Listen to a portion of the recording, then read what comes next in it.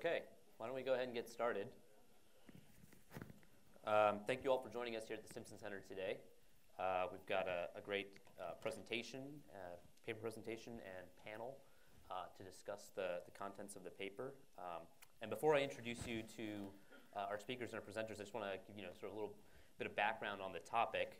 So obviously the topic is on interpreting nuclear crises from Kargil to the present, looking at cases like the Cuban Missile Crisis to more recent ones, and obviously the events unfolding that we might be sort of in the midst of a crisis, or potentially in the midst of a crisis on the Korean Peninsula as well.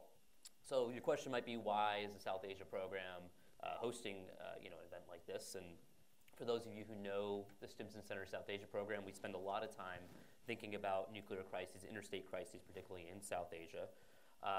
And so we get asked, why are you guys focused on this as opposed to the Indo-Pacific strategy, or rebalancing in Asia, or Afghanistan and troop presence there? And the answer is that we are paying attention to a lot of those dynamics, but there's a reason we spend a lot more time on crises than I think most shops that work on South Asia in this town do, and that is because there's a high frequency of them within South Asia.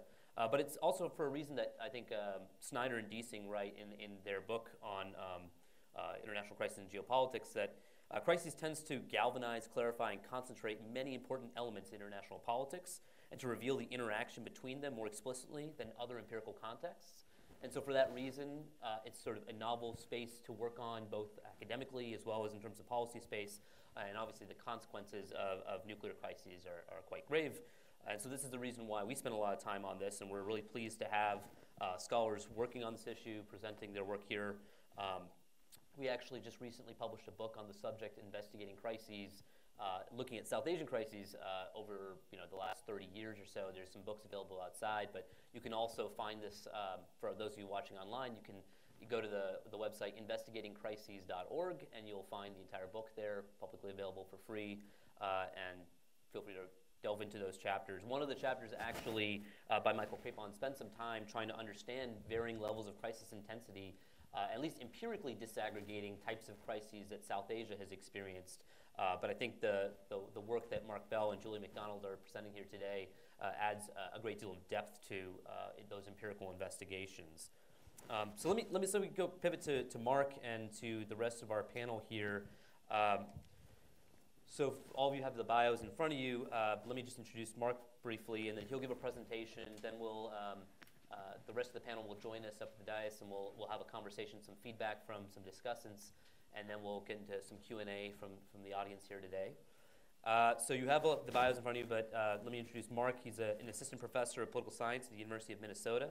His research examines issues relating to nuclear weapons and proliferation, international relations theory, and U.S. and British foreign policy. His forthcoming book examines how states change their foreign policies in the aftermath of nuclear acquisition, and there's a fantastic article on this in International Security from a couple years ago that you should all take a look at. And he holds a PhD in political science from MIT, and you might be hearing a little bit about that today. But without further ado, let me introduce Mark, and he'll take it away on the presentation for about maybe 30 minutes, and then we'll move on to some discussion. Great. Well, thank you all for being here. It's a real pleasure to be here to present this work that myself and Julia McDonald at the University of Denver are doing on how to think about nuclear crises. So nuclear crises are sort of back in the news, right? And there's a lot of talk about how dangerous ongoing tensions are with North Korea, right? But I think there's a real disagreement and uncertainty about how we should think about nuclear crises, right? So on the one hand, you have people arguing, right, that the ongoing tensions between North Korea and the United States are incredibly dangerous, right? There's a real risk of miscalculation, right? On the other hand, you have people arguing that actually, the risk of things going wrong is not that high, that we shouldn't be too worried about what's happening. And so there are a lot of basic questions, right, that people disagree about. What is the risk of nuclear use in a nuclear crisis? What determines who wins a nuclear crisis, right? Is the nuclear balance important? Is the conventional balance important? Is nuclear superiority a useful thing to have in a nuclear crisis? Does that get you anything? How significant is the nuclear threshold? right? How much of a barrier does the nuclear threshold present? How feasible is it to signal within nuclear crises? Right? And ultimately, how scared should we be? Right? And different scholars, different analysts, different people thinking about this question have very different opinions about the answers to these questions. So what we're trying to do in this paper and this work is to sort of try to think systematically about how the answers to some of these questions might vary depending on particular features of nuclear crises. So, I think when people think about nuclear crises, we often, we think about the Cuban Missile Crisis and we sort of draw lessons from that, right? And I think that's a common thing that people do, but what we argue in this paper is that there isn't a single logic of nuclear crises. And they vary on at least two dimensions. And we're going to talk about two dimensions here, but potentially there are other dimensions that you could think about. And those dimensions have really important implications for how the dynamics of nuclear crises operate and the answers to those questions that I showed before. So the first dimension I'm going to talk about is the incentives for nuclear first use. Right? And particularly, the way we're going to think about this, and you might be able to come up with other sort of ways of thinking about the incentives for nuclear first use. But first is if there's significant nuclear asymmetry. Right? If there's significant nuclear asymmetry, what we argue is that creates incentives for first nuclear use on both sides. For the side that has significantly more nuclear weapons, right? If you have a lot more nuclear weapons, potentially you have options for meaningful damage limitation if you can go first, right? The possibility of counterforce is more plausible, more attractive, right? And you may, if your degree of superiority is sufficient enough, right, actually have the chance at a splendid first strike, right, to completely take out your opponent's capabilities. Similarly, if either side in the nuclear crisis has what Vipin Narang calls an asymmetric escalation posture, that is a nuclear posture that is specifically designed to threaten the first use of nuclear weapons in a conventional conflict, right, then we also argue that you have incentives for nuclear first use in the crisis. The second dimension that we talk about is the degree to which escalation can be controlled by the crisis participants themselves, that is, the leaders of the states involved. And here you might think about, here are sort of 4 indicators that might be related to controllability. You could probably think of others, right? But if you have robust command and control systems on both sides, right, presumably that makes the crisis more controllable, right? It's easier for leaders to be sure that their instructions are going to be followed through. Accidental nuclear use or unauthorized nuclear use is less likely, and therefore a crisis will be more controllable. If the red lines for nuclear use on each side are clear and mutually understood, again, the crisis is likely to be more controllable, right? Either side is less likely to accidentally stumble over the other side's red line for nuclear use. If in a crisis there's likely to be the interaction of nuclear and conventional forces, that makes the crisis less controllable, right? Because if you are taking conventional military actions that threaten the survivability of a state's nuclear arsenal, right, you may put that state under pressures to use them or lose them, right? You may have the commanders of nuclear forces coming under fire or under attack, and that may increase the incentives for unauthorized nuclear use or accidental nuclear use. And lastly, to the extent that there are well-established avenues for crisis communication, right, institutionalized, not reliant on back channels that may be misinterpreted and so on, right, again, that makes the crisis more controllable.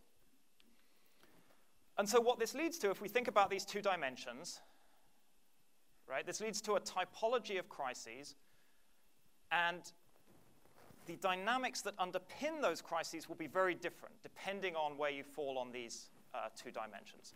So if we put these two dimensions up in a very simple sort of two-dimensional space, right, you can see that you're going to have very different crises depending on where you fall. And obviously, you can be anywhere, but we're going to talk in sort of fairly simple terms about these four kind of quadrants. So the first model is say you're up here. Right? There are incentives for first nuclear use, right? But crises are fairly controllable. And we call these staircase model crises because in these models, right, escalation can be very well calibrated, right? Crises are controllable by the leaders, right? But there are incentives for nuclear use, right? So nuclear first use is possible, but you can control the escalation ladder, right? The risk of nuclear use is significant, right? Nuclear use may be deliberately chosen. And nuclear weapons will loom more heavily in these crises the closer to the nuclear threshold that you get. But you're unlikely to see sudden nuclear escalation, right, without significant prior conventional escalation. And these nuclear crises will therefore be pretty varied, right? The conventional balance may determine outcomes for crises that don't escalate to a particularly high level. The nuclear balance may matter a lot more in crises that get close or beyond the nuclear level. And so nuclear superiority may be of value for these states. And the nuclear threshold can be breached, right? It's not difficult to imagine crises of these sorts going across the nuclear threshold, right? You can even imagine de-escalation from beyond the nuclear threshold within these kind of crises. Right? And if you think about the way that Herman Kahn writes about escalation, right, this is sort of the model he seems to have in mind. Right? You have all these different levels on the sort of escalation ladder. You can go up the ladder, you can come down the ladder, right? And all the time, things are more or less within the control of the statesman involved. Down here, right, you have what we call the stability-instability model, because it draws on this idea of the stability-instability paradox. The idea, right, is that there are very few incentives to strike first, and crises are controllable. Right? So these crises are pretty safe, relatively, for statesmen to get involved in. Right? There's rarely a significant risk of nuclear use, and as a result, neither the nuclear balance nor nuclear superiority should really matter that much in determining who does well and who does less well in a crisis of this sort. Right? Signaling in this kind of crisis is very possible, right, but only with conventional forces. If you make a nuclear threat, right, it's unlikely to be viewed as credible. And the nuclear threshold is very significant. Right? This is a big barrier. Right? It's unlikely to be breached. And again, this is sort of close to the view of nuclear crisis that's implied by this idea of the stability-instability paradox. The idea that if things are stable at the nuclear level, at the strategic level, there's space for a lot of conventional military operations to take place without too much risk of nuclear escalation. So what if you're down here? So here is what we call the brinkmanship crises. And in this world, right, there aren't many incentives to use nuclear weapons first, but crises are dangerous, right? Crises can sort of spiral out of control. And so escalation to the nuclear level is always possible in these crises, but this is particularly dangerous, right, the closer to the nuclear threshold you get, right? The higher the level of conventional escalation. And particularly, escalation to the nuclear level is likely to be uncontrolled. Right? The path to nuclear, right, neither side has the incentives to engage in deliberate nuclear use, but there's the risk of crises spiraling out of control. And therefore, we argue, these are the crises that are likely to be determined by what a lot of scholars have called the balance of resolve, right? More so than the conventional or nuclear balance. Right? Signaling is possible, and the way that you signal is by increasing the risk of this uncontrolled escalation occurring, right? What Schelling famously called, right, the threats that leave something to chance. Right? And nuclear threshold is significant, but it may be crossed, right, in a process of uncontrolled escalation. right? And this is the view of Thomas Schelling. This is kind of the way that Thomas Schelling thinks about nuclear crises, and the way in which a lot of analysts and scholars following Schelling have also thought about nuclear crises. Right, finally, up here are the sort of dangerous, really dangerous crises, right? These are crises in which there's the risk of non-controlled escalation, and there are also strong incentives for deliberate nuclear use. Right, so these are what we call firestorm crises. Right, nuclear first use may be rational. Crises of this sort are hard to control. Nuclear escalation may happen very quickly. It may happen with little prior conventional escalation. The conflict is likely to end with nuclear use, and therefore the nuclear balance may matter a whole lot in these kind of crises. Right? Nuclear superiority is potentially very valuable. And the nuclear threshold, right, is likely to be breached and therefore is not a significant barrier. And signaling is very difficult in this kind of crisis. Okay, so I'm now going to talk a little bit about where I think the Cuban Missile Crisis fits in, where I think the Kargil war between India and Pakistan fits in, and then talk a little bit about the implications for crises between the United States and North Korea. So in the Cuban Missile Crisis, we argue that there weren't significant first strike advantages, right? The US had superiority, right?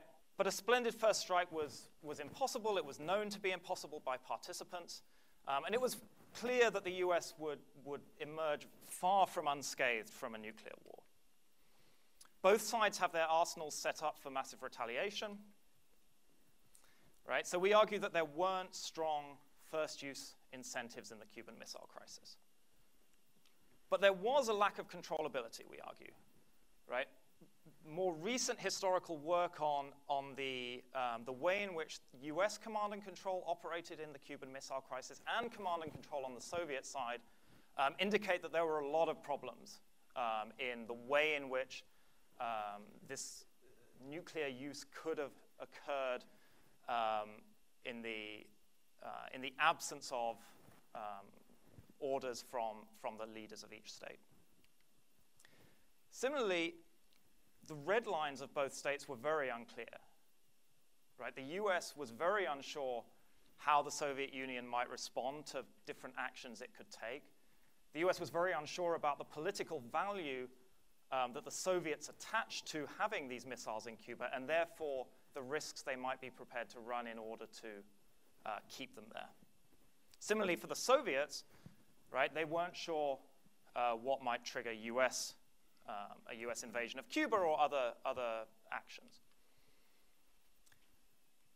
Throughout the crisis, there were several occasions in which conventional forces came into contact with nuclear-armed forces of each side.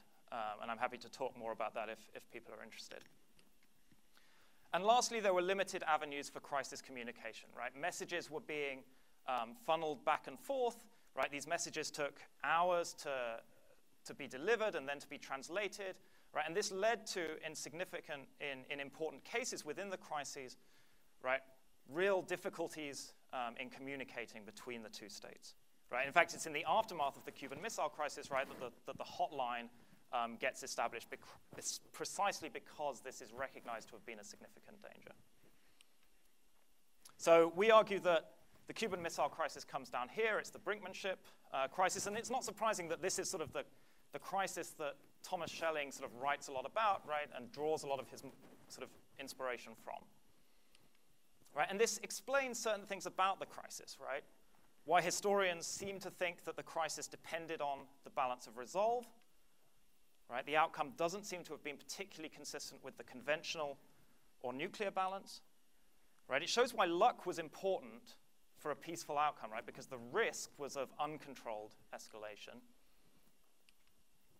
And it shows why signaling that the states took were generally in the form of actions not directly connected to military outcomes. Right? The blockade, for example, right? These were signals of risk tolerance rather than actions that would, remove remove the Soviet missiles from Cuba. Okay, so how about the Kargil war between India and Pakistan? So we argue that there were first strike advantages. Right? Pakistan had adopted an asymmetric escalation posture, right, specifically designed to threaten the first use of nuclear weapons in a conflict. Right? And both sides understood Pakistan's incentives. Right? Both sides were aware that Pakistan potentially had incentives to use nuclear weapons first. There was reasonable controllability, though, we argue. Right? There was some, it's a little debatable, right? Hard to pass, and, research is still being done on this, but I think it's, right, command and control on the Pakistani side, partly as a result of having an asymmetric escalation posture, right, does involve the pre-delegation of authority to use nuclear weapons under certain circumstances, right? But on the Indian side, right, there's much stronger civilian control of nuclear assets. It's harder to imagine nuclear use occurring in an unauthorized way. There were reasonably clear red lines. We argue the Indians understood that as long as they kept the conflict, as long as they kept their forces on their side of the line of control, that Pakistani nuclear escalation was unlikely. There was no interaction between conventional and nuclear forces. Right? And there were plentiful avenues for crisis communication, including through the United States. Right? So we argue the Kargil War comes up here. And again, we argue this explains certain facts about how the Kargil crisis unfolded. Right? It explains why the conventional balance seems to best explain the outcome. Right? Pakistan is basically conventionally outmatched. It's losing. Right? Its forces are suffering significant attrition at the point at which it decides to withdraw. It explains the ability of both sides to signal their limited intentions. Right? The fact that Pakistan attempts this incursion in the Kargil region rather than into some part of the Indian heartland. Right? Similarly, the reason that India restricts the geographic zone of its operations, right, signals limited intentions on both sides, and this is something that you would anticipate in this sort of crisis.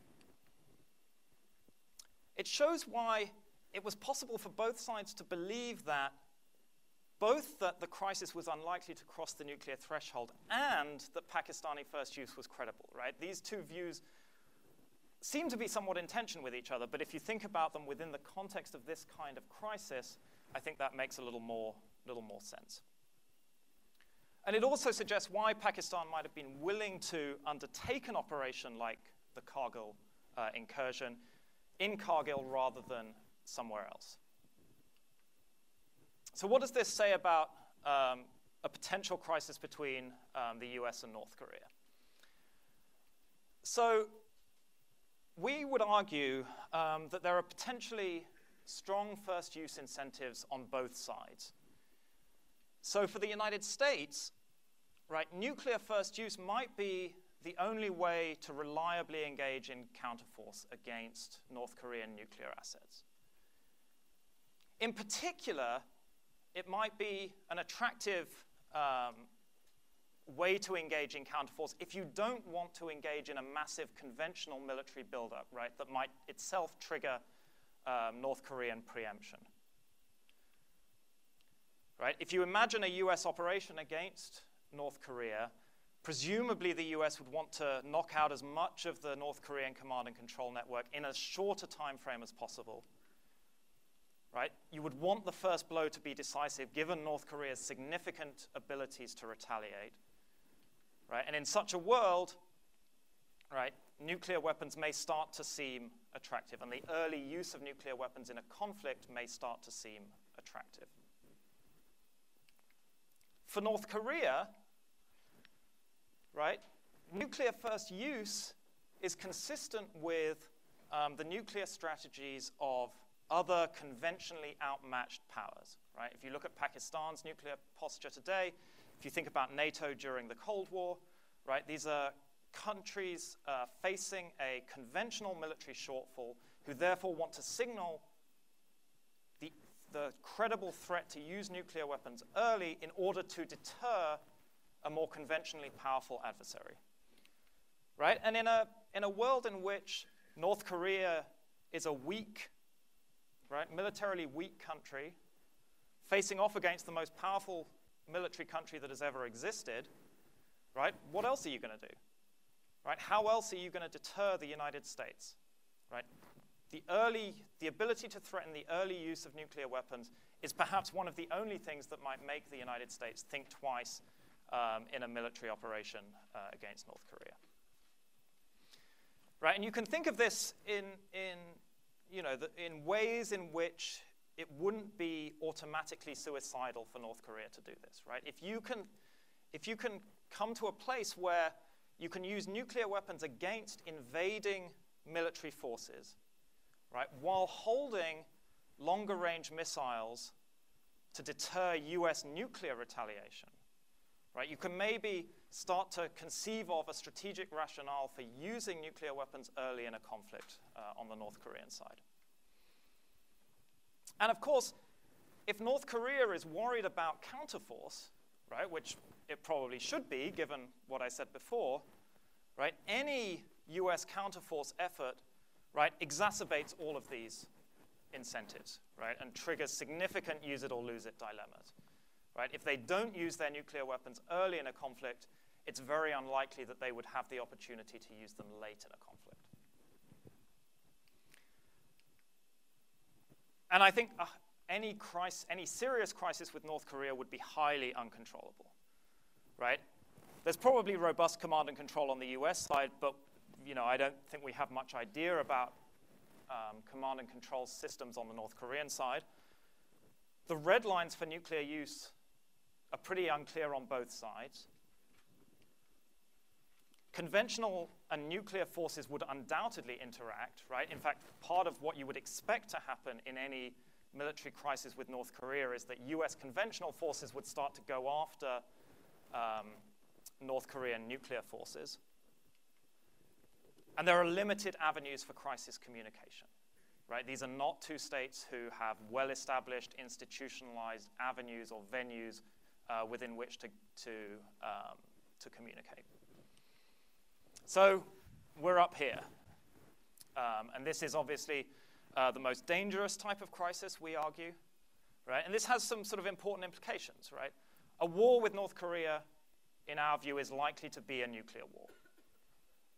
Right? So signaling during a real military crisis with North Korea is likely to be very difficult. And in particular, right, it's likely to be particularly hard for the United States to signal limited intentions. Right? If you're North Korea, any attack from the United States, right, you have to kind of interpret it as an effort at defeating you in a sort of comprehensive way. Right? And so talk about limited strikes against North Korea, the sort of bloody nose option, right? I think is not likely to be feasible. It's going to be very hard to keep a war with North Korea limited. Furthermore, a crisis may be sudden, it may be volatile, and escalation may occur very quickly. Right? It's not going to be this sort of gradual ratcheting up of tension, right, or gradual escalation, right? You may see significant jumps in escalation that occur once a crisis really gets going, right? And both deliberate and uncontrolled escalation over the nuclear threshold are possible, right? So you can imagine scenarios both in which nuclear use is deliberately, consciously, strategically chosen by either leader, right? But you can also imagine scenarios in which escalation of a much more uncontrolled sort occurs. And so, I think a sort of bottom line is that drawing inferences from, say, the Cuban Missile Crisis, or even drawing inferences from the Kargil War, right, may underestimate the danger involved in a crisis or military options against North Korea. Right? These are different types of nuclear crises that we should expect to have significantly different dynamics. So just to quickly wrap up, right? There's not a single logic of nuclear crises. Right? Different crises have very different underlying dynamics. And this, I think, for scholars, right, this helps make sense of some of the contradictory findings and views that different people have proposed about nuclear crises, right? Different crises do operate according to different logics. Different things matter to different degrees in different nuclear crises, right? And so drawing conclusions either from nuclear crises in general, right, or from specific nuclear crises like the Cuban Missile Crisis, right, without taking this into account may generate sort of misleading conclusions, misleading implications, right? And lastly, I think this provides a rationale for being particularly worried about potential future US-North Korean crises, right? These are likely to be particularly dangerous sorts of nuclear crises, right, that are particularly likely to lead to nuclear escalation. So with that, I'll stop. Thank you again for coming, and I look forward to all of your questions and comments.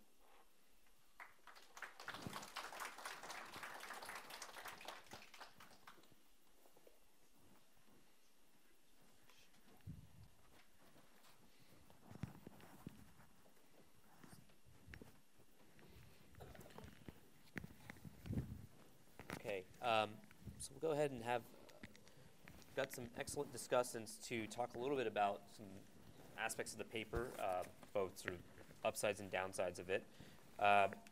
So next to Mark is Rebecca Hersman, who's the director of the Project on Nuclear Issues and a senior advisor for the International Security Program at the Center for Strategic International Studies. She joined CSIS in April of 2015 from DoD, where she served as a Deputy Assistant Secretary of Defense for countering weapons of mass destruction since 2009. And then to her left is Austin Long, who's a senior political scientist at the RAND Corporation, is also a non-resident senior fellow at the Foreign Policy Research Institute. He was previously an associate professor at Columbia University's School of International and Public Affairs. He's been an analyst and advisor to the U.S. military in Iraq and Afghanistan, CFR International Affairs Fellow, and served at the J5 on Strategic Deterrence and Nuclear Policy Division at DoD. So maybe, Rebecca, you can lead things off, and we'll go to Austin from there. Well, first, thanks for having me, and I actually really enjoyed reading the paper and thinking about it. It definitely raised a bunch of issues in my mind, and so I think it'll be a fun conversation. I'm not an academic. I don't pretend to be. I've spent my career as a practitioner in policy or doing policy support, and so I thought that would be the most useful way for me to read the paper. So what I'd like to do is put a couple of, I think I have 5 general points out there, and then talk about a few things in particular as we look at the North Korea problem. And I think what's really interesting about this is how does it help or not help practitioners think about the problem. Personally, I really value frameworks that help decision makers think through problems and illuminate any unconscious biases they might have. You spoke to that a little bit at the end, saying, if the baggage that you bring into one crisis is fully informed by something else that may not have sufficient parallel, then that's going to sort of burden your thinking in a way that may be unhelpful. Whereas, more applicable experience, you walk into the room with that, it's going to help you navigate a crisis. So helping a policymaker think through where they have either constructive intuition, that's moving them in a positive direction, or where they may have some kind of unconstructed bias is really helpful because you can check yourself that way. We're all shaped by experience, but I think it's a very important thing that you create an opportunity for here that your last experience may not be the most relevant. And that's something a lot of times we have to get past, especially if you're moving fast in a policymaking setting. Policy decision-making is heavily shaped by intuition and experience. Policymakers tend to be, again, I'm going to generalize, so don't get too upset, but we tend to be highly anecdotal and narrative-driven. I think that's just a very common characteristic of many people. It's partly how experience accumulates in policy. You basically go from one experience to the next, and you accumulate. So a framework helps us to think about, what's below our thinking and use that as a tool to correct ourselves, to check ourselves. You alluded to the importance of helping us to sort similarities and differences between historical cases. That's especially important here because nuclear crises are so few and highly idiosyncratic, right? Now, but I think it's even more than that. So again, a policymaker tends to start with experience and through that derive theory. So my cases are my experience, and based on my case experience, I'm deriving my own internal theory about how future actors will behave. A more academic argument, such as what you have here, starts with a theory, right, and works its way to cases. So we kind of come at it from these two different perspectives. That's incredibly valuable. We just want to know where we're coming from. One thing I really liked about this paper, but I think you didn't do nearly enough with it. I think you could totally do more. It makes luck make sense. What do I mean by that? There is actually a relationship between, you talked about this in the Cuban Missile Crisis case, I think there's actually a relationship between luck and controllability. And that's actually, I think, where that nexus lies, in my opinion. The more uncontrollable escalation is, the more easily it can be affected by outside, sometimes random factors and events, anything from weather to communications to, who woke up or who had a heart attack. So I think on personality as well, right? All of these features of luck. Did you get a good person in that crisis who had the right experience, who had a natural disposition for good crisis management or not? That's a feature of luck. You can't engineer it into the case, but it's I think it's more relevant when controllability is not present. And I think you could actually explore that a bit more deeply. I think that'd be useful. I also think you make a space but don't fully explore where there's a connection to personality. So again, if you are coming from a policymaker point of view, we approach policy from our experience, we live the case first, and people, we tend to think people matter. So this will take, whether it's the Cuban Missile Crisis or anything else, what would have been different if it had been different people in the room? I think that's really important here. You touch on that a little when you get into balance of resolve, because that's quite personality dependent, I'm wondering. And it seems, and I'll get to the North Korea stuff, but it seems like it might be quite relevant in this current crisis. Certainly Kim Jong-un seems to be, especially if you have a regime that's highly concentrated in a single individual, you're especially going to be personality. So resolve and personality are going to be closely linked. So I think that would be something that makes me want to think about a little bit more. It also makes me want to think about the relationship, and it's very important in these crises, is what is the relationship between personality, resolve, and risk tolerance? Because I think those are closely related. When we look at risk tolerance, we're saying, who has, which entity in this standoff has a higher risk tolerance? So a lot of times we know, right, and I think this would be an interesting comparison. I wonder, the United States of the Cuban Missile Crisis, did we have a higher, you sort of suggest we had a higher risk tolerance in that crisis. But if you look at now the United States and North Korea, who has the higher risk tolerance? We are so status quo now. We often have actually in crisis a very low risk tolerance, increasingly, I would argue.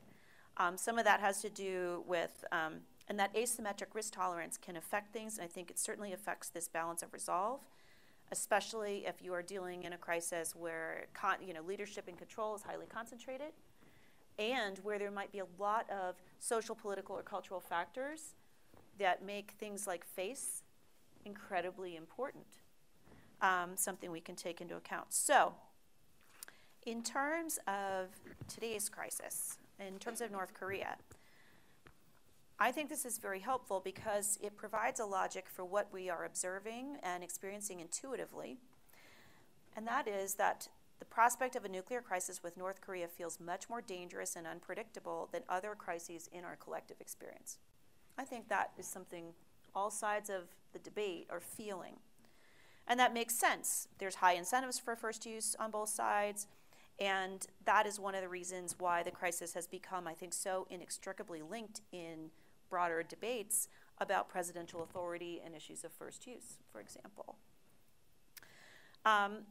I think it also explains why the efficacy of deterrence with North Korea is being so hotly debated.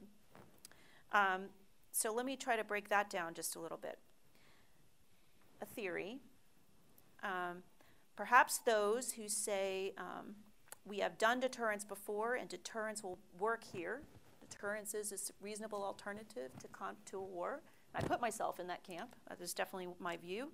But maybe we are not fully appreciating the volatility associated with the firestorm model and how it predicts a higher rate of failure, even as we keenly feel the escalation risks associated with any military action against North Korea. So it's very possible that we, who believe that is the right answer, right, are not appreciating all of that uncontrollability. And that is making us be perhaps falsely confident in being able to achieve a stable deterrence posture.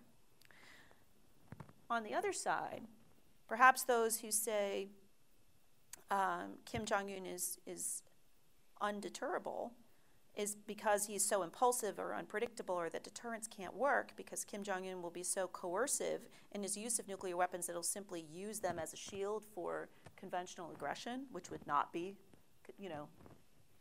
as in a deterrence relationship. So maybe that's true, but perhaps poorly described as a function of an inability to deter. Perhaps those fears are better ascribed to this lack of controllability and the risk of rapid, uncontrolled escalation with the prospect of highly negative outcomes. So in other words, if you believe in that model that your chance of failure is extremely high, you may, not even consider it viable to embark on a deterrence posture that says your best possible outcome is a crisis that places you in firestorm. Does that make sense? Yep. So, this made me think about my opposition in terms of the policy debate and what might be animating some of their thinking, and I think that's extremely useful. So, in other words, are advocates of preventive military action lacking appreciation of the powerful first strike incentives at play here? I think maybe they are, because they somehow maybe think we can keep this crisis from going nuclear, right? But are deterrence advocates lacking appreciation of the extreme lack of controllability, which can call into question an ability to stabilize the deterrence relationship at a reasonable level? I think this is especially true in a context like North Korea, in which there are many potential trigger points for conflict at various levels, whether it's the biting of sanctions, containment approaches, military alliances on the border, and none of those are we really going to be able to reduce? And I think that is problematic. So this takes me to the issue of you don't have a very prescriptive paper. It's pretty much descriptive of the situation, and in that sense, very useful. But not a lot of prescription in terms of where do we go from here? Do we just want to understand the box we're living in it and learn how to do it better? Or can we seek to create conditions that push this environment back along either axis? So, am I limited in that, or am I looking for ways to actually slide this to one of your other models? I think we might be able to slide it. Firestorm sounds pretty bad. So clearly we've got to recognize it and think of policy prescriptions that might work better in that space if we have to live in it. But maybe we can slide it. So I tried to think about this. Reducing incentives for first use seems to me to be less realistic, although I would love suggestions on this. But I think they're somewhat structurally baked in. And I'm not really sure how, especially in a shorter term, you can really move those. For example, reducing or changing nuclear conventional asymmetries. And many of those moves would, I think, be largely detrimental to U.S. interests. So I'm having a hard time thinking of a solution there. Improving controllability seems more promising. Can we set clearer and better communicated red lines? That sounds actionable, like something you could work on. Can we institute better forms of dialogue, improve crisis communication, establish crisis communication links? That definitely sounds like something we could work on.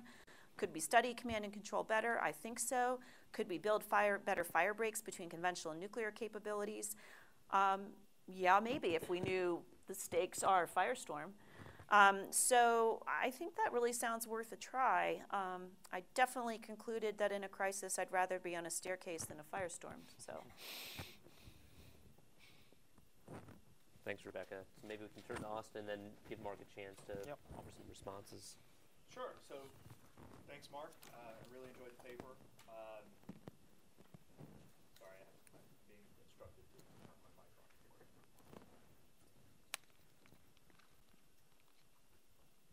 Just push the button. No, the button on the other side. Looks like it's on. Green? Good? Yeah, okay. So, thanks very much. So I'm a recovering academic, so I'll make a couple of academic remarks about variables. Then I'll turn to what I think Samir really wanted Rebecca and I to do, which is how might this benefit policymakers, and sort of put myself in the position of a policymaker. What questions would I need to have answered in order to make this useful in real time, in a sense? And I think there the bar is quite high, unfortunately. And then I'll talk a little bit about the DPRK scenario. So first, in terms of variables, one of the things I had a little bit of trouble with is the way you characterize first use and first use incentives, because it essentially covers everything from tactical use on your own soil, as you talked about with DPRK and Pakistan, to an attempt to completely destroy an adversary's strategic nuclear arsenal. Those things are obviously extraordinarily different, but to use them in the same variable, I think, as essentially binary variable where it covers everything, I think is quite tricky. So what is a first use? I mean, you don't talk about it, but there's the possibility of a so-called demonstration shot. Would that be a nuclear first use? And even when you're talking about limited use, I think there's variability. So you talk about the potential loss of control in the Cuban Missile Crisis from Russian nuclear torpedoes or U.S. air-to-air nuclear weapons, because we used to have those. That's not what most people think of. It is nuclear first use, but it's not the destruction of a city necessarily. In fact, the collateral damage would be functionally zero if you used it at sea. It would be meaningful, but it would be very different than even tactical use on your own soil. So I think that makes it a little tricky to sort of compare apples to apples across cases with that kind of variable. And I think there's a little bit of that in terms of some of your controllability variables, and maybe we can talk more about that if you want to. Okay, so thinking more like a policymaker, and some of this will come up again, I'm trying to imagine how policymakers would know where they were on either one of these variables in real time in a crisis. So let's talk about the first variable, incentives for first use. Well, if you look at the Cold War, there were disagreements throughout the Cold War, including in the time period you look at, about what first strike incentives were, and there was disagreement depending on where you were. Were you sitting in Moscow or were you sitting in Washington? So in the time period you're talking about, there was disagreement inside the highest levels of the U.S. government about what our first strike incentives were. So the Deputy National Security Advisor in 1961, the late, great Carl Kaysen, basically concluded and was quoted later as saying that, could we make sure the Soviets could not launch a heavy attack on the United States? In 1961, we could do so with very high confidence, right? Very different than the way you portray the Cuban Missile Crisis. On the other hand, his boss, McGeorge Bundy, later said, well, I mean, that's great that Carl thinks that, but I didn't think that, neither did the president, right? Who knows what people thought at the time? These are post facto recollections, but it is clear there was disagreement even inside the U.S. government. Then the question is, what did Moscow think about these incentives? And there I think it looks quite different, right? The Russians put missiles in Cuba in part because they had such grave doubts about their intercontinental forces. They did not do anything to suggest they were preparing to use nuclear weapons on their side for fear of attracting the kind of U.S. first strike you think is implausible. So they didn't change their alert levels and things like that. So I think, as a policymaker in the early Cold War, it would be very difficult to sort of spell out what are our first strike incentives of the kind you're talking about. And I don't think it ends there. There's a lot of historiography that's coming out now on the late Cold War. There's a book coming out from Mark Ambinder called The Brink about the war scare of 1983. I've written some stuff on this recently. Former CIA historian Ben Fisher has written stuff on this. The short version is, even in 1983, with both sides of the Cold War having thousands of strategic nuclear warheads, the Soviets were quite afraid the U.S. had first strike incentives. And that was partly because of our misreading of their doctrine. It was partly from things we sort of had legitimately undertaken in modernization. But the point is, we thought that the Soviets couldn't possibly believe we had first strike incentives, and yet they did. So how as a policymaker do you know where you are on this? I think the same thing is true about the characterization of doctrine. Sometimes doctrines are clearly asymmetric, right? You talk about NATO in the Cold War, it was fairly well spelled out. We were going to use nuclear weapons first and potentially on a large scale if we had to. Other cases, I think it's a lot less clear. So many of you have probably already devoured the new nuclear posture review that came out on Friday. Its characterization of Russia's strategic nuclear doctrine is quite worrying. It suggests they have something that approaches an asymmetric doctrine for relatively early use of nuclear weapons. I happen to think, based on a variety of sources, that overstates the case significantly. But the point is, even amongst people in real time that are following this, there's a debate about what that variable is. And I think the same is true, and I'll come back to this in just a second. I think the same is probably true about the DPRK today. We don't really know. We sort of can posit, well, of course they have incentives to use nuclear weapons first, but we don't actually know. In terms of controllability, I think here you have some of the same issues, and you sort of flagged some of them. So DPRK command and control. What is DPRK command and control? We actually have very little idea, certainly at the unclassified level. I feel like Vipin Narang is sort of spiritually here since he's close to several of us, but Vipin and I have a disagreement about this based on, to Rebecca's point, what analogies we come at the problem with. Vipin looks at Pakistan and says, of course, the same incentives that Pakistan has for early nuclear use are present in North Korea, only more so they're going to look a lot like Pakistan. My view is the Russians had some of those same incentives during the Cold War, and yet they went the opposite direction. They had a very tightly controlled set of nuclear forces based on political incentives. So the reality is, in real time, we just don't know where we are. So I think this ends up, from a policymaker perspective, potentially being a very useful framework, as Rebecca said, but I'm just, I'm imagining the person that then turns to the intelligence community and says, so, which box are we in? And the IC is just going to be like, well, we have moderate confidence. We have no idea which box we're in. Yeah. And so I think that's true of of some of your other controllability variables like red lines, et cetera. Okay, so turning to the DPRK question, you spell out some of this, but I want to tease it out a little bit more to sort of press you on where you think we are. So what might DPRK first use look like? I think there's three possibilities, and you identify one. So one is tactical use on their own territory after coalition forces cross in. Another is use on allied territory. That could be South Korea. That could also be Japan. It could probably be others, but those are the two obvious ones. Or, at least post-development of an ICBM, or probably now, if you look at Guam or Hawaii, they could strike U.S. territory. You seem to emphasize the tactical use on their own territory, but that's only useful if there's actually ground forces on your own territory, or the DPRK's territory. It doesn't do you a lot of good if the U.S. launches the bloody nose kind of approach you allude to, right? If there's 100 cruise missiles, fire 10 at 10 targets, that's fairly limited. What's your option then? You have to go to one of these more aggressive kinds of things, and I don't know what the DPRK's incentives to do that are. I think you're right in saying if we're already at war, and you do slip a little bit in your terminology between a war will be a nuclear war, and then you talk about crisis. So, I think you're right. A war will almost certainly end up in a nuclear war, but will a crisis? I think that's a little less certain. And one of the big unknowns, and again, I'm thinking of a policymaker, planning military operations. You said any attack would likely be interpreted as an effort at comprehensive defeat. I think that's probably true, but again, if you imagine I think a very plausible hypothetical scenario, which is the moment of comedy here in the Winter Olympics ends, and there's another attempt at an ICBM test, and the U.S. launches this limited hypothetical response. I think that's unfortunately eminently plausible. What's the North Korean response? Are they going to automatically interpret that as the thin end of the regime change wedge? They might, and then I think we end up in your firestorm box.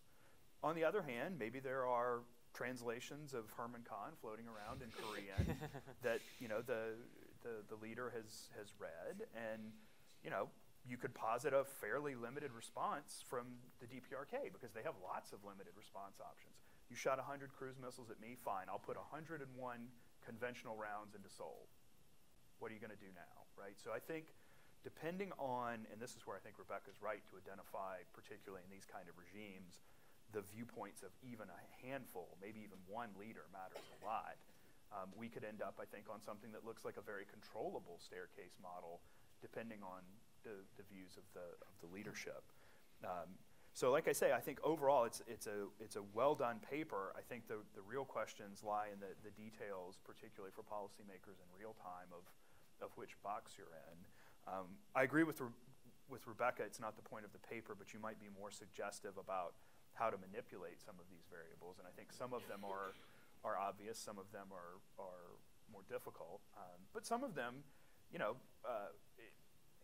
basically policymakers sort of took you at your word 50 years before you wrote this paper. Both the U.S. and the Soviets after the Cuban Missile Crisis said, well, we got to tighten up on our command and control because this could have gotten out of hand. So I think some of that's already there. You could just probably spell it out a little more. Thanks. All right, that's fantastic. Mark, why don't you go ahead and take a few minutes just to address some of the comments, and then we'll open it up a little bit. Yeah, sure. So I'll only be brief because I'm, interested in comments from everyone. These are terrifically helpful and thought-provoking and interesting comments. So I'll just respond to sort of a few points. So on Rebecca's point that maybe those sort of advocating deterrence in relations with the North Korea are not appreciating the sort of dangers of a deterrence relationship punctuated by occasional crises of this sort, right? And I think that's true. But I think this gets to a later point you made, right? I think what deterrence advocates would want to argue, and I would count myself among them, is that we can get to a world where, or we might be able to get to a world in which US-North Korean crises might be in a different box, right?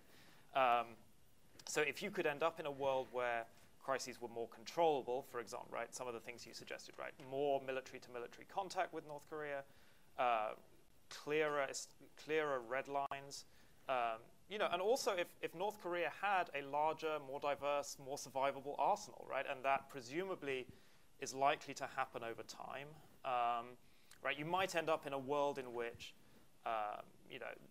you're not approaching a situation where there's, nuclear parity between the US and North Korea, but a relationship that looks a little bit more like, the US-China nuclear relationship or something of that sort.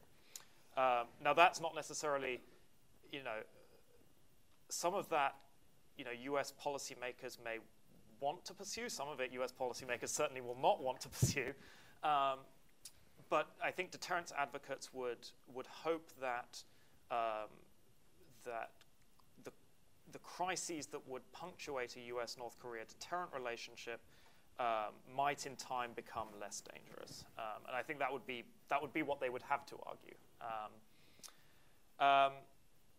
And I agree also with the point that I think at least in the short term, improving the controllability variable is easier than reducing the first use incentives on either side. Then quickly on a couple of Austin's points, I mean, I completely agree that we're bracketing a lot under this sort of incentives for first use category, and we sort of thought, at least to some degree about that and whether it's a wise thing to do. I think what we wanted to come up with was ultimately a sort of a typology that didn't have 200 variations of nuclear crises, right? And so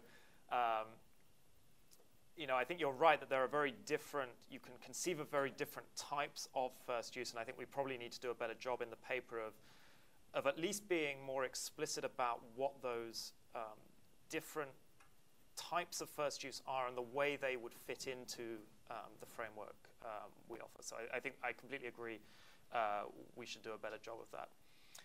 the question of how you would know where you are in real time, I think is absolutely right. I think,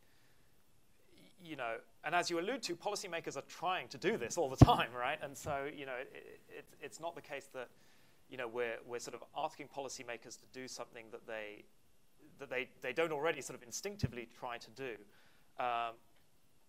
But I think it's sort of an interesting question, and one that we sort of bracket in this paper, but I think might be interesting in future research, is, if you're in one particular box, but you think you're in another box, or you think you're in, or you think your opponent may think you're in some other box, or you think your opponent thinks that you think that they think that you're in some other box, right? What effects that start to have? And you very quickly end up going down a sort of rabbit hole, which is why we kind of bracket it to some degree in this paper. Nonetheless, policymakers are forced to go down that rabbit hole, and I think, in future work it would be very good for us to sort of try to think more systematically about how that might work. On North Korea, I agree, right? You can conceive of scenarios in which North Korea might feel that it's in its interest to respond in limited ways. I guess my concern is that even if that happens, right, that the sorts of limited options we're talking about here are the kind that, in my view, are likely to lead to very quick spot, right? I mean, if large-scale shelling of Seoul is a limited response, which I think it is, right, compared to some of the other things that North Korea could potentially do, right? Is the U.S. going to view that as a okay, well, we got one hit in and they got one hit in, so okay, we'll call it a draw? I kind of find that hard to believe, and so that's, I think, that even the limited options, let alone limited nuclear options, I think it's hard for me to tell a story whereby that dynamic does not escalate pretty rapidly. I think I'll stop there. All the comments made by both Austin and Rebecca are incredibly helpful, and I have a lot of notes written down, and will help Julia and I improve the paper going forward. So thank you very much. I really appreciate it. Okay, I actually want to just add one quick point in there as well, which is, as I was thinking about what Austin was saying, it seemed that a lot of the comments he's talking about with policymakers thinking about this is these are ex ante problems, like where they locate themselves within a crisis or prior to one. But I also think the problem of coding would also be true ex post. Even though there's a little more data available, even going back to the Cold War, we can sort of have sort of insider accounts to code this.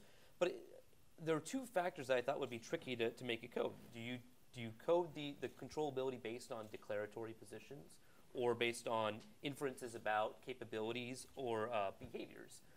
And then the second is, would you code this based on a single country's sort of interpretation of a crisis, or might there be differing views, even ex post, by different countries as to certain risks? And the reason this is relevant here is because I think with the case of the United States and China, we talk a lot about nuclear risks in South Asia, but we come at it from very different positions and interpret them differently. So even our assessment of risks in Kargil or in crises in 2001, 2002 are quite different in terms of how much we believe declaratory doctrine or private assurances, and how we interpret behaviors and what they mean.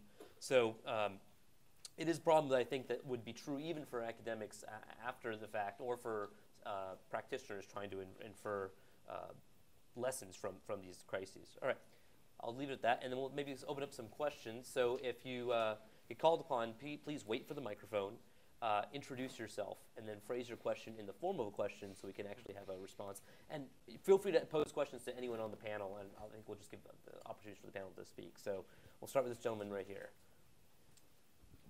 Thank you. This is Ahmed Khan from Atlantic Council. In your findings about Kargil crisis, I think there's a need to revisit some of your finding about Pakistan command and control structure.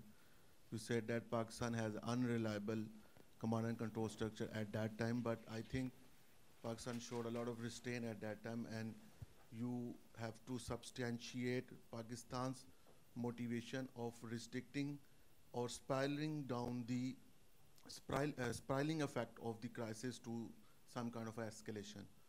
And today, Pakistan has state-of-the-art command and control structure, and it's keep on improving. So, but the question is here that what is the evidence that Pakistan have and Pakistan still have unreliable command and control structure? Okay, and maybe we can also just back into the just generally, how do you assess reliability of command and control more broadly?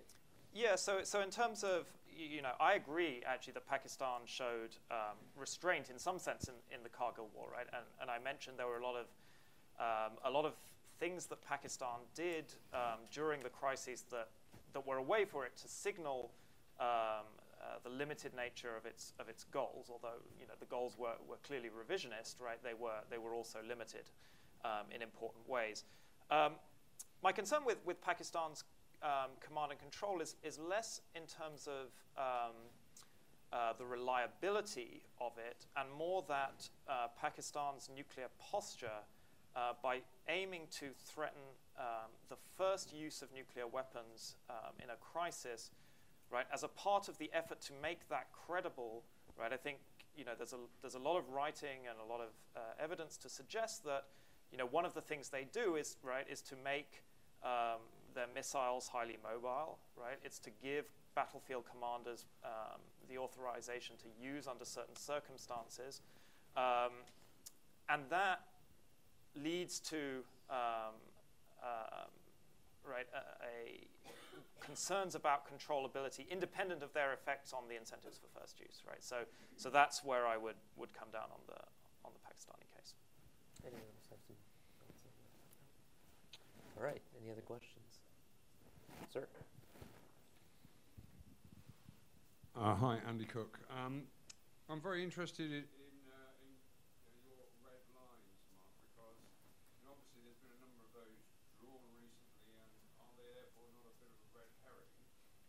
Taking on what Rebecca said, of course, a lot is driven by policymakers who draw those red lines and the personalities behind that, but also, of course, underpinned by, I think, something really where Austin's coming from is, even though there's a red line drawn, is the doctrine, capability, and intent there to enforce it?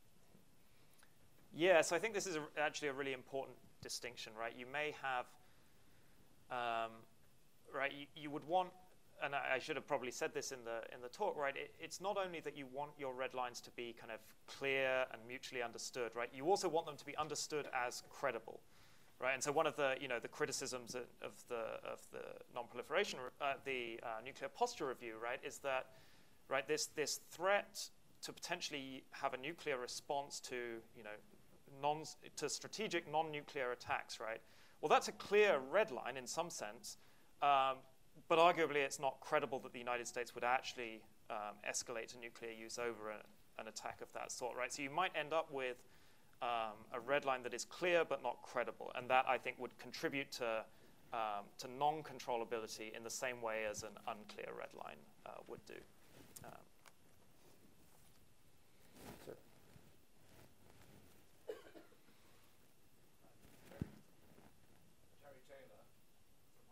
Yep. Follow-on from the last question. Could you just tell us your affiliation as well?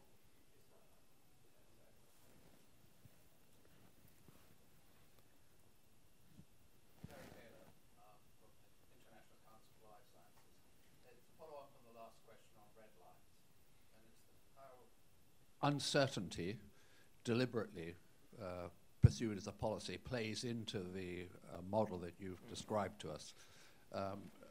It seems to me, looking at the different scenarios you painted against to justify the model, that uncertainty is hugely important for the party that's at a disadvantage, particularly conventionally, but also from a nuclear point of view. So I'd like to draw all the speakers out on this, the value of uncertainty, and it seems to me that putting a red line down is not helpful. I think you need to draw away from the US use of the red line, which I think is rather different from the circumstances, for example, the Pakistan situation or the DPRK perspective. So I'd like to draw you out just a little bit more on that.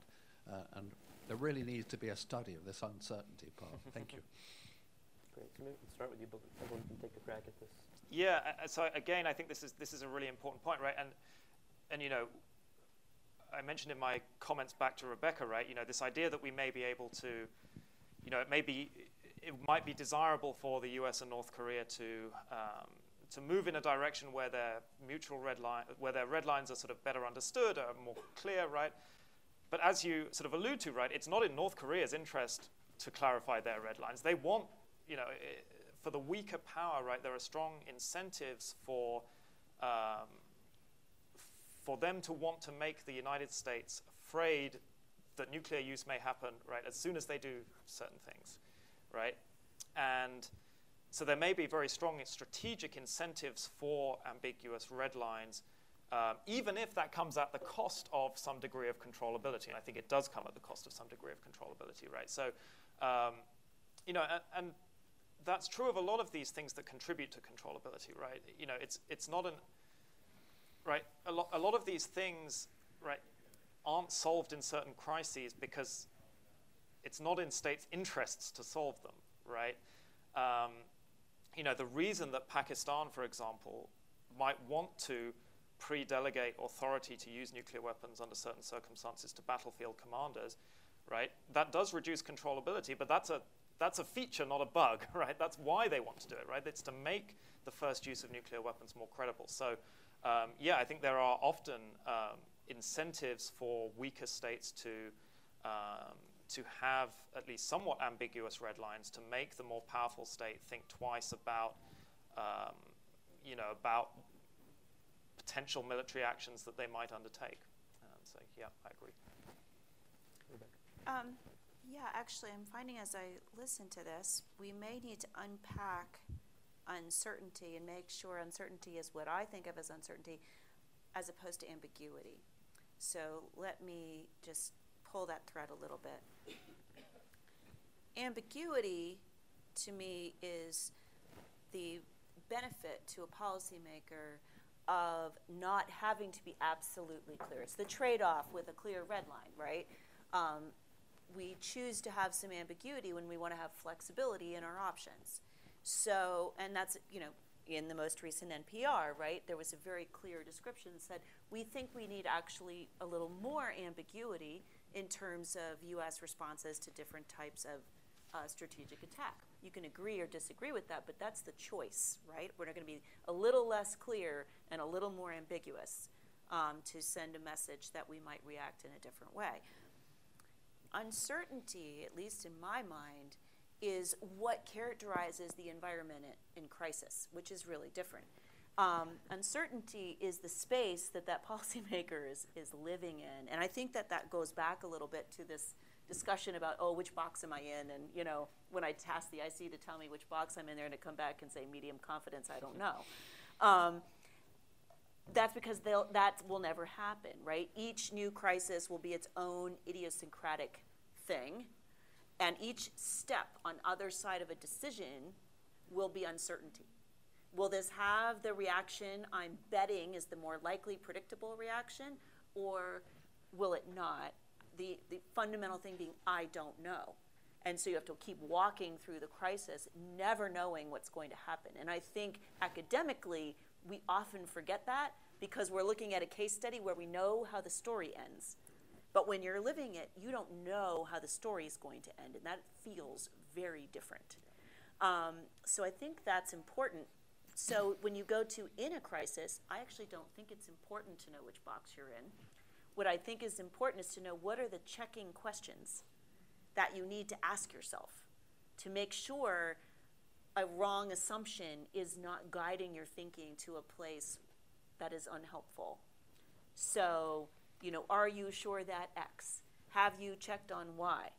Have you looked into, and that's where if I was being prescriptive with your paper, checking questions would help you kind of go, oh, you know, I've got a hidden bias here that maybe isn't helpful.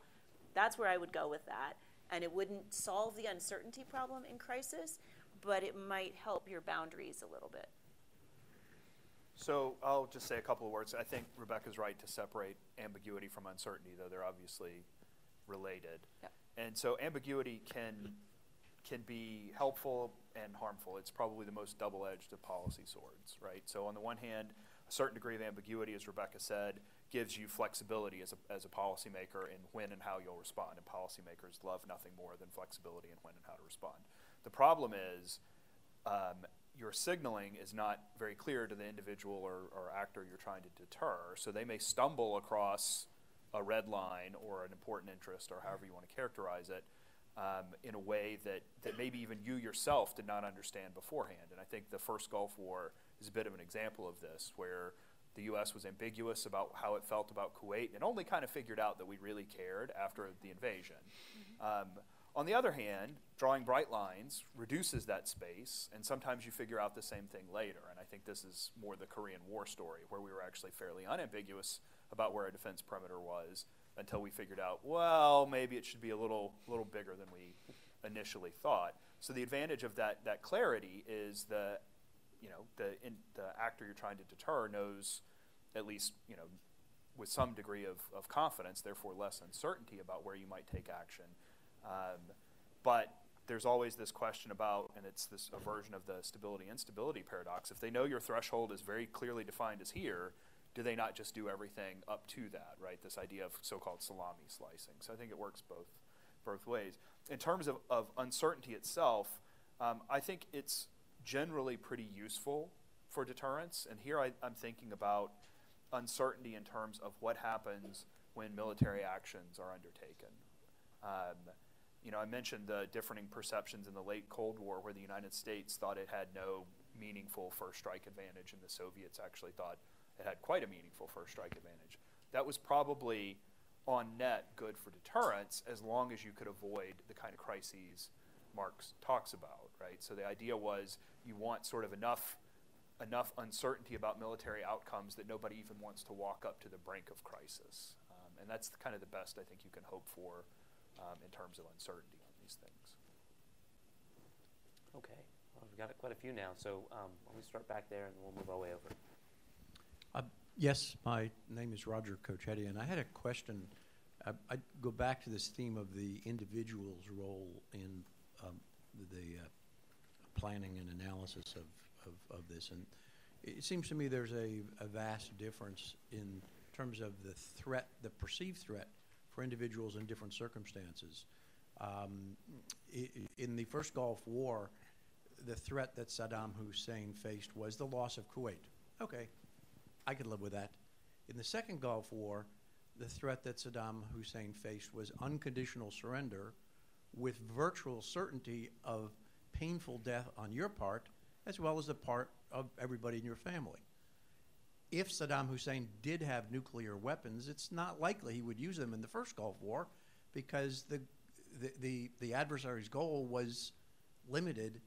But when you have the goal of unconditional surrender with the likelihood of painful death, and painful death for everyone in your family, as is likely the case in DPRK today, then there is no difference between ending the world and ending my life and the life of the people in my country. So it becomes very personal to the perception, but it also turns on the framework of the adversary. If it's unconditional surrender, why not? Okay, so comments on that. That's very helpful. So I think that that kind of backs into a conversation we were having earlier, Mark, about the stakes. The paper seems to sort of be at least agnostic about the stakes, at least in the current model. So how does that factor in? Yeah, so exactly, right. So the paper and the way I presented it here, right, the stakes involved in a crisis are not at least explicitly one of the things we think about. That being said, I think they do come in an important way, which is to say that if you think that these crises, right, these different types of crises have different levels of danger attached to them, then presumably statesmen, people involved in these kind of crises should be prepared to go into these crises to a different level based on the stakes, right? So in my view, if you're in a situation where any crisis would be a firestorm crisis, you should only be prepared to go into that kind of crisis if the stakes are really high, right? Whereas if you're in one of the other crises where the risk of nuclear use is fairly low, right, you may be more prepared to go into a crisis of that sort, even on an issue that's of relatively limited stakes, because you know the risks are somewhat less, right? So I think that's the way in which the stakes kind of end up playing into the argument here. Rebecca, I'll just say a quick word on stakes. I think you're right, but back to this idea of uncertainty, it's not always clear, sort of in the moment, what the limitations are. So it was a deliberate decision by the United States to signal very, very limited war aims in the first Gulf War. Partly for the reason you thought, but the United States also was much more successful in its conventional operations than we anticipated. Many of you will remember, anticipating thousands of deaths, and in fact, in 100 hours, we had basically destroyed the Iraqi army. If you're Saddam, and we had, of course, struck lots of regime targets, et cetera, if you're Saddam, and you're on day 2 of that 4-day war, you might suddenly think, well, wait a minute, is the U.S. actually going to stop? So I think it can be hard to tell in sort of real time exactly what aims are, even if people sort of declare them, because they can obviously change. It turns out that the opposite is actually the case. For various reasons, Saddam actually got more dismissive of U.S. resolve as time went on. So even in 2003, he thought, yeah, okay, they might take Kurdistan, which is already gone, and they might take southern Iraq, but they're not coming to Baghdad. He didn't start to believe that until we were on the way to Baghdad. So it's weird how people sort of, gets into this idea about what people believe sort of shaping these things. Okay, so we had a couple more, and why don't we bundle them together, and then we'll get some final concluding remarks. So, Deborah.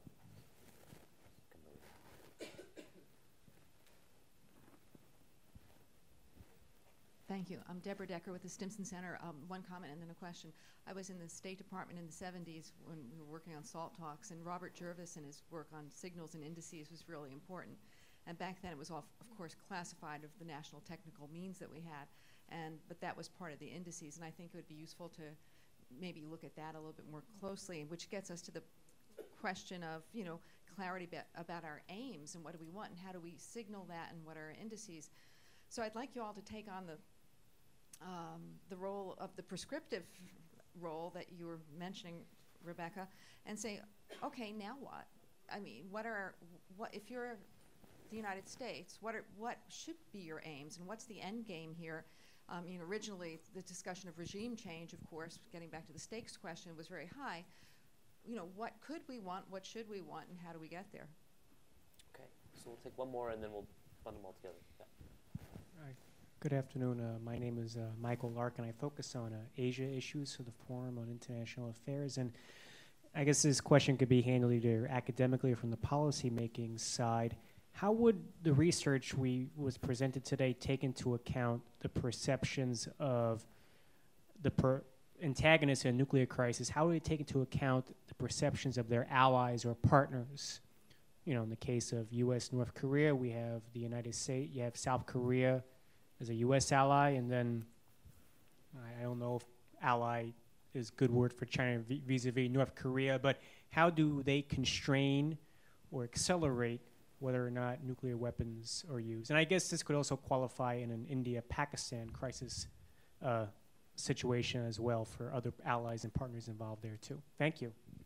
Okay, great. So a couple questions on prescriptions and then impact on, or how does the allies and partners variable affect the model? Do you want to start, Mark, or do you want to? Sure. So I'll take a crack at this question. I mean, I think the degree to which these crises are, dangerous and to different degrees, and the extent to which the dangers in these types of crises are different, right? The risks of uncontrolled escalation versus deliberate escalation affects the interests of allies, right? So, it's not surprising to me that, right, the South Koreans seem to be pretty terrified, right, about a potential crisis on the Korean Peninsula, right? Because I think they understand that it would be very hard to keep such a crisis limited. It would be very hard to prevent retaliation, and therefore they are prepared to do more to stop the United States from going into a crisis of that sort, right? So I think the dynamics you anticipate in a potential crisis should affect the extent to which allies or adversaries are prepared to do things to either prevent crises from happening or to encourage them potentially under other circumstances. Right, in terms of what we should sort of do now, I mean, in my view, the best path forward in U.S.-North Korean relations would be to essentially take regime change off the table. I mean, I think, and to pursue the kind of building of communication avenues and crisis management strategies that would acknowledge that there is nothing really on the Korean Peninsula that is sufficiently vital to U.S. national interest to risk military, to risk the kind of crisis that I think would happen if the U.S. went to war on the Korean Peninsula, and therefore, right, hopefully move the relationship towards a more stable deterrent relationship, understanding the risks that such a relationship holds. I think that the risks of the alternative are sufficiently grave and worrying that gamble is worth taking. I would give just a couple of thoughts. First, on the issue of allies, I think it is a very interesting and important point to raise. I think the way I would put it into the discussion of the models is I think the model is built, because it can only be so complicated, right, is built on the notion that the actors involved own their own decision space. Mm-hmm. So the reality about having allies is you actually don't own all the decision space, which means you don't own the latitude to behave in what is supposed to be your predictable way, if that makes sense. So that's really important for everyone, We might say the logical, I'm going to be crystal clear about my red line and I'm going to communicate this, but if South Korea says no, right, we don't own all the space. And we don't own all the space in crisis, especially when things are that close together, because we're dependent upon how other actors act to either enable what we need to do or constrain what we want to do. And so that's a very important dynamic that'll be challenging to incorporate into a model. On this issue of what to do, it's very, to state the painfully obvious, it's very hard. It's very hard in a particular way, though. We can't simply take, quote, we can take regime change off. So we can say we do not have an explicit goal of regime change. We can try to communicate that. But what I don't think is realistic from a U.S. policy perspective is I'm going to accept you as an equal, is I'm going to let you build up your nuclear and conventional capabilities so we have less asymmetry so we feel more stable, right? Like that's almost silly, right? We are not going to evolve to a deterrence posture that does not include a highly constraining containment posture. And that containment, and this is, I think, the safer version, right? This is better, in my opinion, than a strike, but it is still very dangerous. And that's because every action we take to contain these other aspects of North Korean behavior will be perceived through an adversarial lens. And any one of them could be seen as the provocation that encourages them to respond. Yeah. We are not going to be able, I think, to take all that off the table. And that is what's required if you really want to move the model, right? Yeah. So I don't think that that's going to happen. But what we have to do is at least maybe take the very top bit of that off. So at least the escalation path is a little shorter. You have a little more room, but you're not going to get all the way down to something stable. So I'll take a little bit different tack than Rebecca. So, Mark talked a lot about the Cuban Missile Crisis, but of course the other big crises of that era were over Berlin. And we sort of forget those, but they were pretty dangerous as well. But we don't have very many of those after the Cuban Missile Crisis, either Berlin or Cuba, obviously. And I think the main reason is both sides realized that they needed to have, even if it was an annoying status quo that they agreed to, there was a status quo about Berlin and about Cuba that could be agreed to. So this is related to taking regime change off the table, but it's a little more than that, right? So the deal with Berlin was Berlin stays divided, Germany stays divided, Germany gets to rearm conventionally, but Germany doesn't get to rearm in a nuclear way. Everybody was kind of annoyed by that, but they could live with it. We eventually, confirmed that a decade later by treaty. No more Berlin crises. So that was a big part of it. The other part was an agreement over Cuba. Cuba, the United States pledged tacitly, but in a meaningful way, to not knock off the Castro regime, and in exchange, the Soviets said they would not put nuclear weapons there, and we had a little kerfuffle that you probably remember in Cienfuegos, but that was a kerfuffle. It was not actually a real crisis. So I think if you want to get away from the risk of these escalatory crises, potentially escalatory crises, we have to have some kind of status quo that both sides can sign up for. Because it's easy to forget, we're on year, 60-something of an armistice? Can you imagine the Cold War if there had never been a resolution of the Berlin crisis, right? I mean, in a way, it's almost thank God for the Berlin Wall, because it kept us from having a war. We lack that on the Korean Peninsula. And so I think absent that kind of, maybe mutually annoying status quo that's agreed to, it's going to be hard. But it gets to the Allied point, right? You have to sell whatever that status quo is to the South Koreans. It's not just a bilateral U.S.-North Korea treaty. And so to Rebecca's point, I think that greatly complicates things. I think in terms of controllability, Mark could probably adapt the model that's where allies enter in, is they affect controllability, right? So if your ally does something stupid and pulls you into a crisis, that's limiting your controllability. On the other hand, you can imagine allied postures that increase controllability by constraining decision space. Well, great. Well, I think at least I know I've learned a lot about nuclear crises in this discussion. I appreciate Mark and his co-author Julia for the presentation and the arguments, and to Rebecca and Austin for some really incisive comments. And thanks for all of you for joining us today, and for those of you online. We'll be doing another one of these next week, actually. Not on nuclear crisis. We're going to go down the escalation ladder to secessionism and civil conflict with a new book by Essen Butt, who's a non-resident fellow here with the Stimson Center. So hopefully we'll see some of you back next week. But thanks again.